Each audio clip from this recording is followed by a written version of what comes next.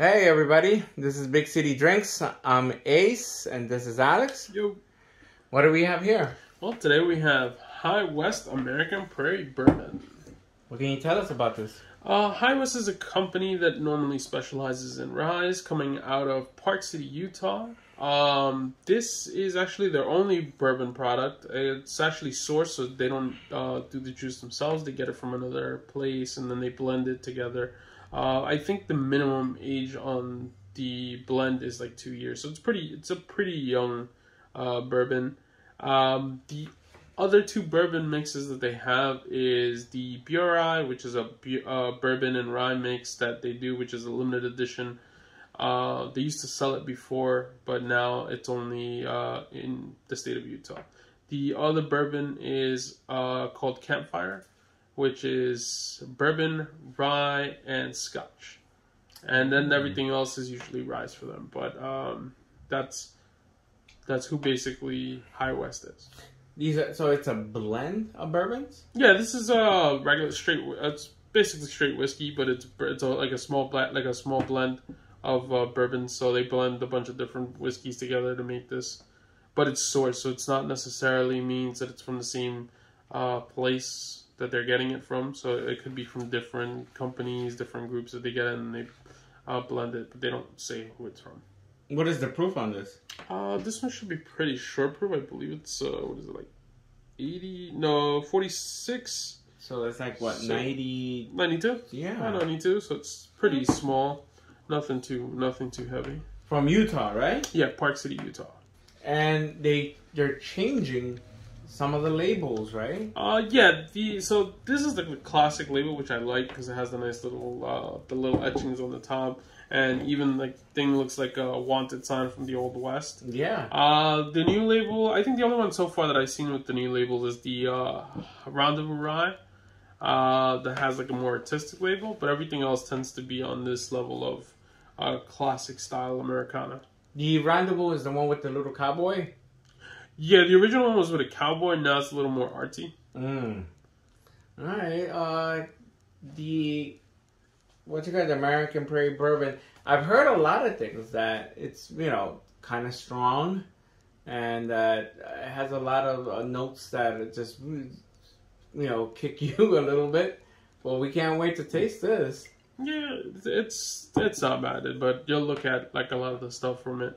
At 92, I don't really think it's gonna be like strong. Like I'm normally used to drinking all this stuff that's like 114, 116 proof. Yeah. So at 92, I don't really see it like really kicking me. Like but you never know. We'll be surprised, and we'll tell you exactly what the review is on later. The glass on this is pretty good too, right? It's cool. The way that they make their glasses. Yeah, it's pretty. It's like a nice little thing. Like everything's kind of etched in. It's like a nice, clear, classic bottle. That's one of the things that I hope they don't really get rid of when they start doing new labels and things like that. As a matter of fact, I don't even like them changing the labels as is.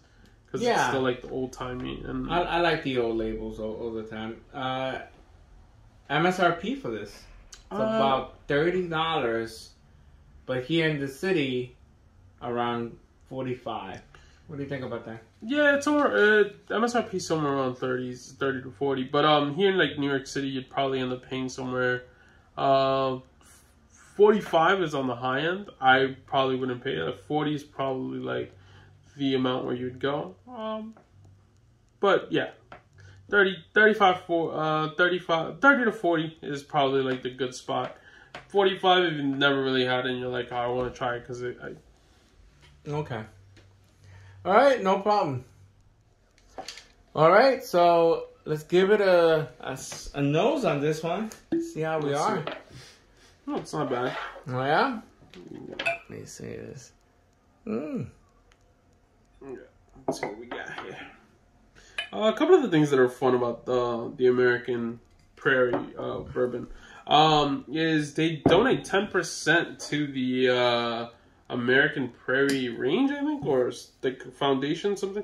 American Prairie Reserve. So I guess they donate like 10%. So whenever you buy this, you kind of help them help out to preserve the American Prairie. Which is kind of cool. Like, you know, you get the environmental stuff. We did the one with the Redwood Empire, who had the 10% for the redwood trees in California, and now you have these guys taking care of the prairies. So it's always fun that you have like these little like distilleries who figure, hey, it's not just about the bourbon, the rye, it's about helping out as well. So it's pretty good. That's fantastic, right? 10% to the reserve, and then I think, the Redwood Empire is for everyone every bottle you buy. They plant a tree. It's something. Like I forgot what it's something, but they do something. They do something for the redwood tree. So definitely look at the Redwood Empire review that we did for it, and they'll tell you the information. I think we talked more about that there. The other thing we have from this is so I think this is a blend of. I think the youngest whiskey is like 2 years, so it might taste young, but it's a blend, so it's like a 2-year minimum. So we'll see how it goes. I'm just kind of spinning it around here to try to see if I can get some of the nose out of this before I go deep dive in there. Okay, let me see. It smells nice caramel to it. I smell a little bit vanilla. Yeah, get that nice little vanilla note. Definitely a zesty orange. Yeah, it's definitely has some sort of like a little like a peel. Yeah, it's not that bad. It's really got a nice smell to it.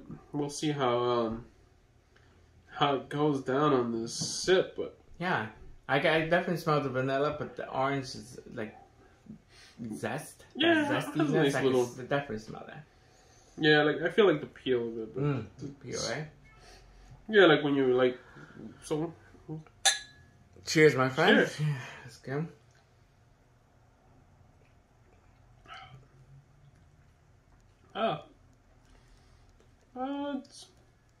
It's not that bad. It's all right. So the burn, it's a little bit different this time, but like it's got a nice mild mouthful. Like at the beginning, it just kind of covers, but it doesn't like stick. It just kind of goes in and it dissipates pretty quickly. Definitely kind of strong at the back end, my friend.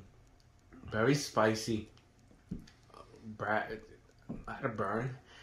Definitely tastes young. It does. It has that young taste to it, like the alcohol. So you got a lot more alcohol on the feel of it. Yeah. But you have that nice burn at the back. Like it's a strong burn, not like the other stuff where you usually have like a nice burn and then all. But it doesn't have that really. Like the note doesn't, like the vanilla's not coming out as much as the smell. Yeah. The descriptions for this were caramel, vanilla, anise, and orange zest. That anise could be what that is that what weird, that is? It could be that little weird taste that I'm having. I don't really have anise as much, but hasn't. Not it's not like. It's not sweet, but it kind of is. So it's like a mixture. Like it's somewhat sweet, but not fully sweet. Yeah. So we'll see how. It's got a different taste for sure. The finishes, we get sweet notes for it. We have vanilla, apricot, honey, and spice. From these, definitely, I'm getting more of the spice, that anise, that apricot. It goes down not as hot, but then just the initial taste of it. I don't know. For some reason, I'm not feeling no apricot on this. Definitely not. Slight, very slight. I don't feel it. I feel the burn. Yeah. I feel the anise. Yeah. But the zesty. The zesty, not as much. Like I smell it more than I taste it. Right now, it's just kind of like young whiskey. With a nice burn, but not nothing to write home about. Not like it's not. It's just okay. Yeah, right. Okay. It definitely is because I've had the rise before, and I do enjoy the Rise a lot more. This one, yeah, it's okay. It's an okay bourbon. It's something you enjoy every now and again. Maybe it'll taste different if you hold it here for a while longer, and maybe the notes will come out a little bit more. But outside of that, like that anise that I'm feeling with the vanilla, and the vanilla is not coming out as strong anymore. Yeah, it's not as flavorful. Yeah, I've had better at roughly the same price, but it's okay. I'm not holding anything against High West on this. It's an okay bourbon. It's not that bad.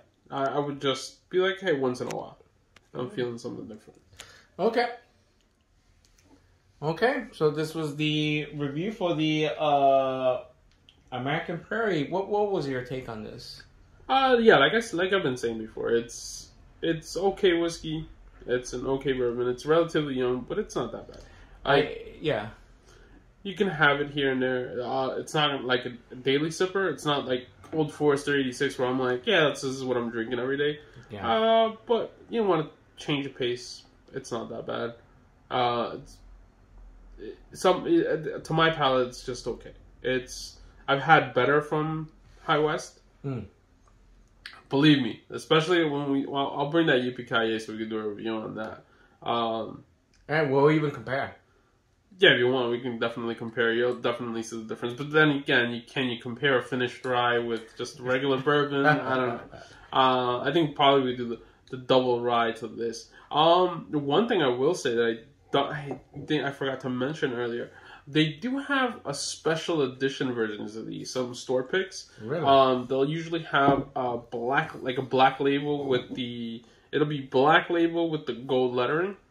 And the same pictures still? Same picture, everything is just black label, gold lettering, and usually they're like finished in different types of barrels. Oh. So you'll get like rum barrels and like all these weird different things, which will definitely change the profile to this. That's why I can't be like, oh, it's okay, because there's gonna be other barrels that of this same American Prairie that'll taste completely different because they were finished in something else.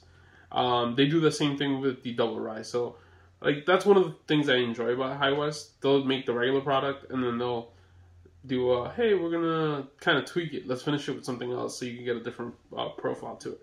So, if you see this, pick it up if you want. It's nothing to write home about, but it's okay. If you see the special edition, like store pick black label ones, definitely get, because those you'll probably have a whole different experience than you normally would from one of these. All right, so a different profile on the notes, and definitely nothing to be discouraged about if you find the other ones. But this one, I'm gonna say that it was a little too young for me. I didn't enjoy it that much. It's just a little the burn and the zest, and then slight notes on the vanilla at the beginning. I didn't enjoy it. I'm sorry. But this is why we do these videos. I think it didn't have that much like notes. Like it kind of stayed there, but it went away real quick. It wasn't something that you'd be like, hey, had this. I felt that the notes went real quick, so it was just okay. Okay, so this was the American Prairie Bourbon Review. Where can they find us on YouTube? Big City Drinks. And on Instagram. Big City Drinks 1. And Twitter. Big City Drinks. Want to thank everybody for liking the picture. Don't forget to subscribe as well. And comment. If you have a different recommendation of which one we could pick up, definitely comment below. Thank you very much. I'm Ace, and this is Alex. See ya. For Big City Drinks. Take care, guys.